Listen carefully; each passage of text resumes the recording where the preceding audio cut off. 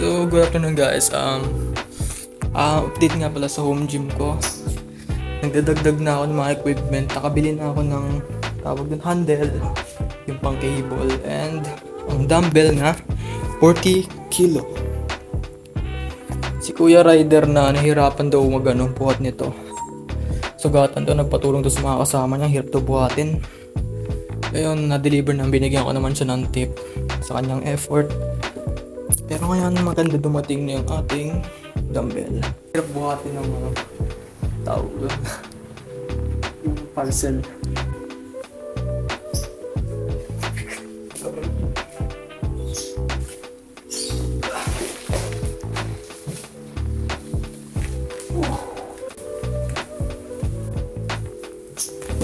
Ako, bumabasag yung nuts. Yun, unbox na natin to. Ang pagka ng balot niya. Tikas ng pagkabalot.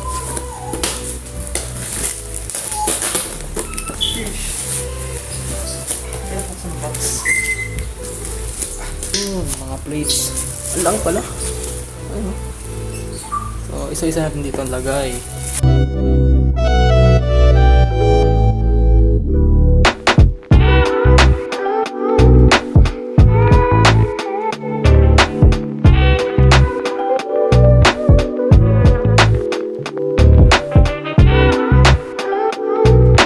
Yun guys, at yun ang lahat ng kuha ko.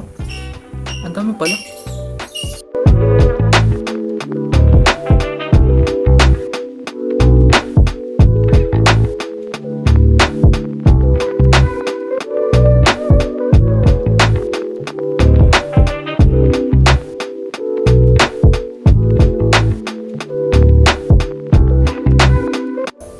Inaayos ko pa yung home gym ko, yung saig doon, bago ilagay yung mga dumbbell para ayos naman. Ito yung dumbbell na napagano ko na, hilera ko na dito. So ito na dito yung sahig. Itong ano naman, pull up bar, ayos naman yung uga lang.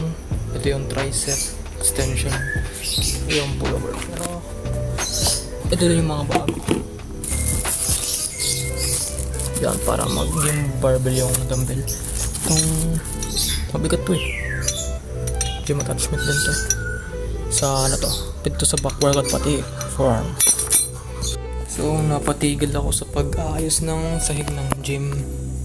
Kasi habang nag-aayos ako dun sa ano, kumahakot ako ng mga nalagay sa sahig para magkaroon ng platform sa tapakan dito sa gym. Lumungog na ng konti ano. Pinalungog ko na. So ito yung kinukuha ko dun sa likod ko. Kasi marami dong tambak dun. Kaya habang kumukuha kami, nakita ko ng ahas. Kaya yun, tumigil muna ako. Haba pala ng ahas dun, nagtago eh. Kaya hindi ko makukuha. So, tigil ko muna yung video dito. And thank you guys for watching. So ito muna yung gym update ko. Kasi pa dadating ibang equipment. Kaya stay tuned guys. See you in the next video. Bye.